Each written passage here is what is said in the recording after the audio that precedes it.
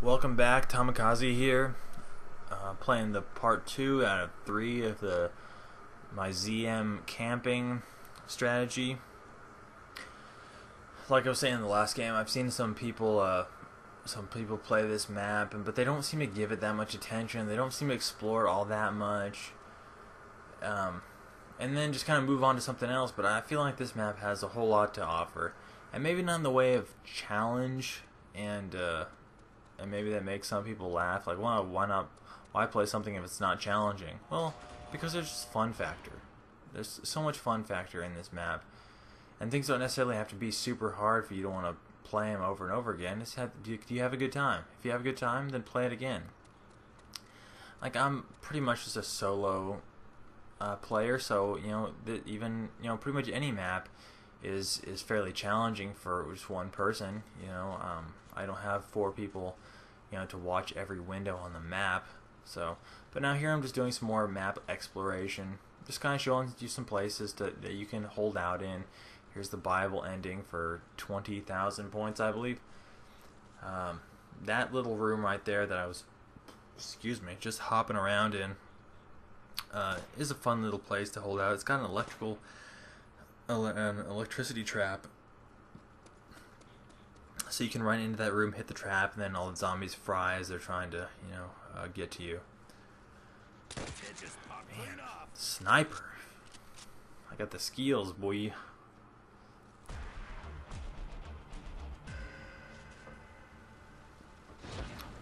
Okay. Oh, and I love explosives. Explosives are like having another player on the field. Um, just being able to put Betty's down to kind of watch your back, or give you a sign, if a little bit of heads up if someone's coming up behind you. So I totally dig explosives. But yeah, here I'm just doing a little bit more point building, just showing you how repeatable this is and how good of a camping area that this is, to hold out in.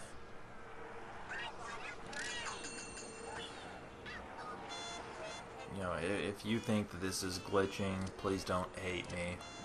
I do plenty. I'll be doing plenty of videos going forward that don't exploit glitches. If you think that that's what this is,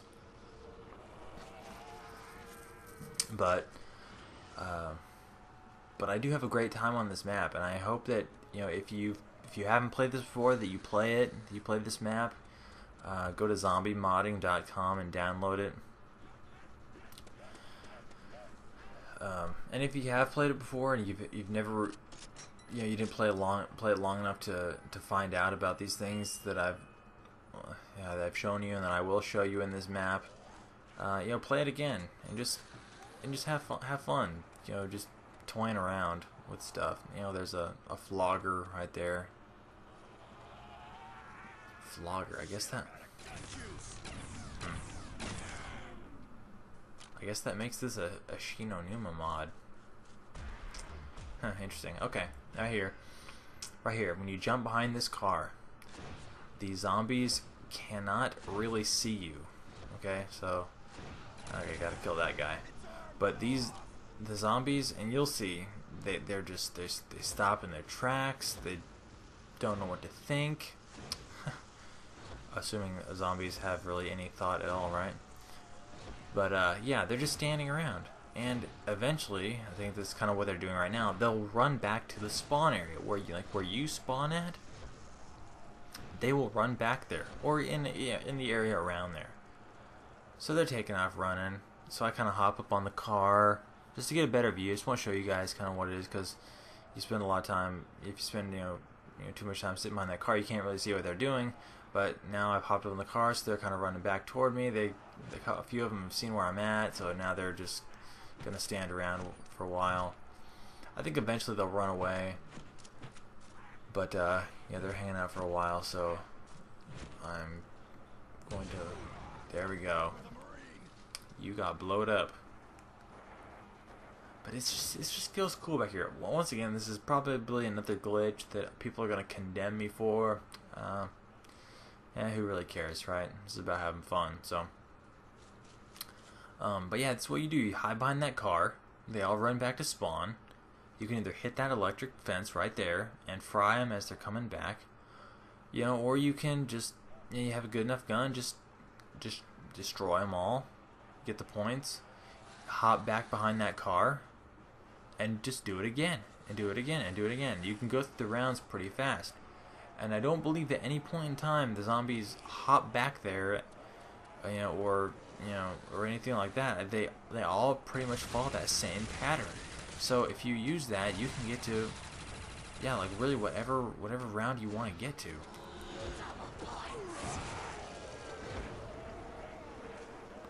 Rinse and repeat. Once in a while they'll spawn underneath the car, or they'll hang out right there, like around the car, like they are right now. You can either wait them out, because I believe they'll eventually move, or you can just shoot those and they'll spawn somewhere else and then run back to the spawn area. But yeah, just this feels like so, I don't know, it just feels like so 007 or whatever, like you're hiding out and they can't find you, and then you hop out and they'll like rush towards you, but man, at that point you got them all in a line, and then you can just own them. I mean, I've got to think that, in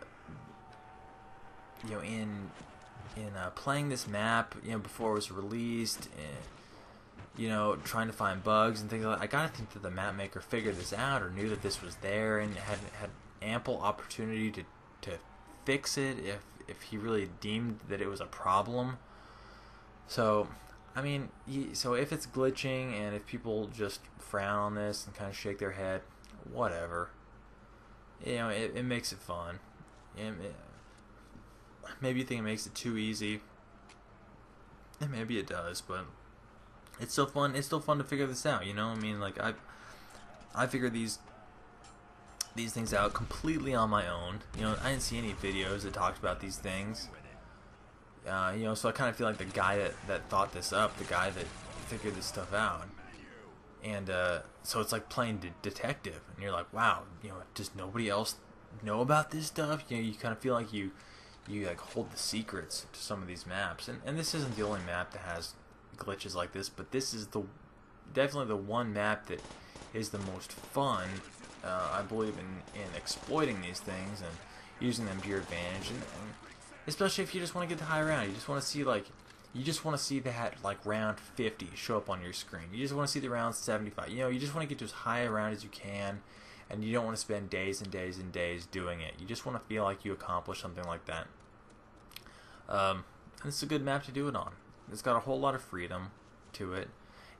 Like even this area, this huge grassy area, is a great place to run a circle strategy. And partly because you don't have to run a super tight circle strategy. It's so huge that you could just run a giant circle and pretty much guarantee your own success, no matter how bad of a circle strategy runner you are. So keep that area in mind too. I'll be showing you that a little bit more later. I'm not sure if it's in this video or the next one. But yeah, this area is like kind of my hangout spot. I'm putting some betties down just in case things get a little bit dicey, and maybe zombies do a little bit of glitching, or they want to follow me too far, or whatever. But yeah, put a little bit of protection down there for yourself. Now I got the Reaper with the laser sighted Reaper. Whew, man, this gun is just beastly. In this whole playthrough, I believe that I only go to the box those 2 times. The time that I got the monkeys and the time that I got the Thompson are the only time I believe that I go to the box. And theoretically, I didn't even need to do that. I mean, when it's early on, you should probably save your money just for getting out of those first couple of starting areas instead of risking at the box, or you could end up getting a really bad deal, and then you don't get a really good weapon, and then you end up just going down, whatever. But yeah, I mean, for this playthrough, I have the PPSH, Pack Punched, and the Pack Punch Thompson. And since they sell these off the wall, both of these weapons, I mean, you really could just buy them off the wall and Pack Punch them if you wanted to. You really don't even need to risk going to the box to try and get the Reaper or the Jib-O-Matic.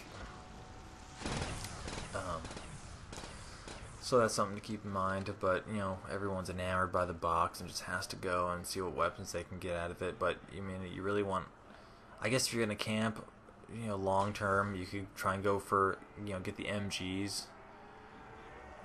But but still, at some point, no matter how much you're camping, even in areas like this, and I can't get around this car. This is ridiculous. It's just shameful. My ability to maneuver around that car is just laughable. But anyway, even if when you're camping, at some point, mobility really needs to be taken into consideration. And especially in high rounds, it's going to get to the point where no gun, I don't care how good it is, no gun is going to take down the zombies. Especially around like 40 plus. I mean, you start putting entire clips of your weapon into these zombies and they don't go down.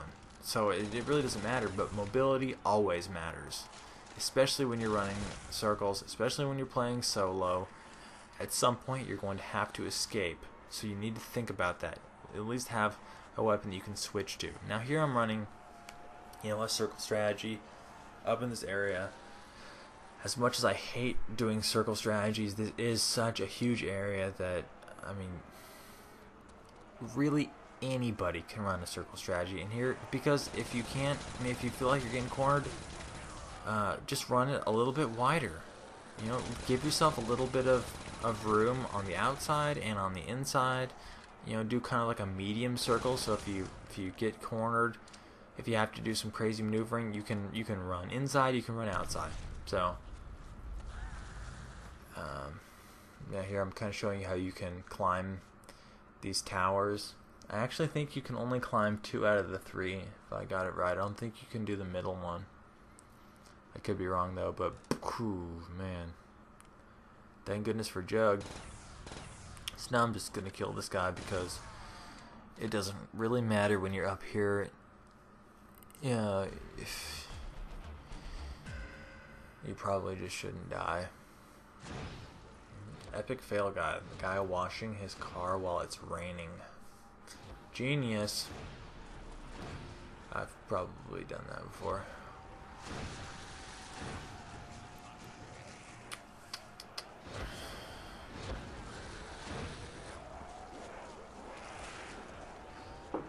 Yeah, here I'm just looping the zombies up a little bit more. Just kind of doing this again.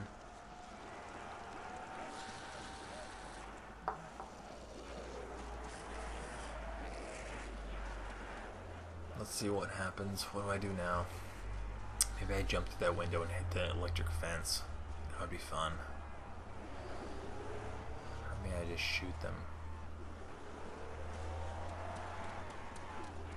I'd probably go for the... Yep. Artillery strike. That's awesome. That looks extremely cool. And that's something else. In past times that I've played this, I've done the artillery strike a ton of times. One time when I was playing this map, I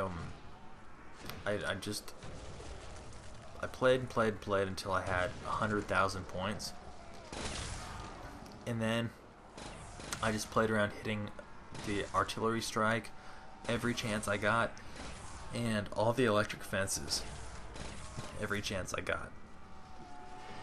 So money was really no object, but you hit those artillery strikes, and I mean, I've gotten like 4 drops at the same time before doing those artillery strikes. So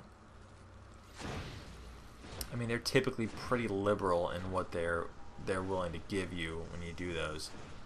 I think the next time I do it, I get 1 or 2 drops also. So